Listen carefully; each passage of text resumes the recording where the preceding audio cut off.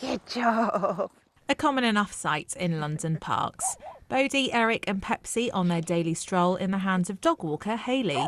But it's an industry that's been thrown into the spotlight since the fatal attack of Natasha Johnston in Caterham in January. Just disbelief, really, like to think that you just go out to do your job, the job that you love, and to not come home is just unbelievable to think that that could happen.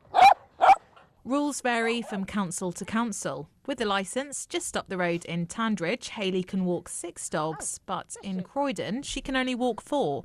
What potential issue you've got is that people will just move from different areas to different areas at the moment because each council has different licences or rules, as opposed to a unified set of guidelines or set number of dogs that have to be can be walked. Hayley's been a dog walker in Croydon for 15 years. The industry is not regulated, something which she believes needs to change. If we was to be regulated, there'd be a list of basic rules and regulations that we would then have to abide by, such as insurance, canine body language, first aid courses, an appropriate amount of equipment that you would need on the walk. And I think those sort of things would then make sure that everybody is being safe in the environment. One council that's reviewing their terms and conditions this year around public safety is Richmond. When something horrible like that happens, it does make you feel very concerned, and it does make you look at whether what you're doing is correct. And our prime concern is to make sure that people in our parks and open spaces are safe and that the parks and open spaces are looked after. So it does make us think about how well we're doing that.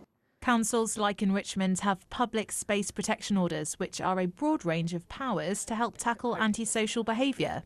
There are rules around dog fouling, exclusions from certain areas including play and sports spaces, keeping your dog on a lead in a restricted area, and there are rules around multiple dog walking. For example, here in Richmond, you need a licence to walk more than 4 dogs, though this varies from council to council, and your dogs must be kept under control. Here. And if a dog walker is found to be breaking these rules, they could be issued with a penalty. A Department for Environment, Food and Rural Affairs spokesperson said, whilst dog walkers are not currently subject to any national limit on the number of dogs they can walk at any one time, they must be in full control of their animals and comply with local authority and insurance policy rules.